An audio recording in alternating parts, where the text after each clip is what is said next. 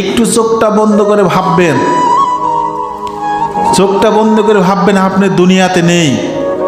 দেখেন দুনিয়া সব কিছু, দুনিয়াতে সব ঠিকঠাক থাকবে, কিন্তু আমরা আজকে এইগুলো আর আজকের এই পর থেকে ভোগ করতে পারবো না। কথা কোন ঠিক কিনা?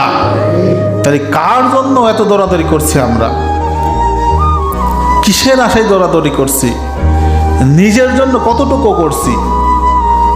যত টেনশন, চিন্তা ভাবনা, দৌড়াদৌড়ি, ছোটাছুটি, হাইসালা মাইসালা কাইসালা, কত কিছু আমরা পরিশ্রম করছি, মারামারি কাটাকাটি হানাহানি সব কিছু করছি।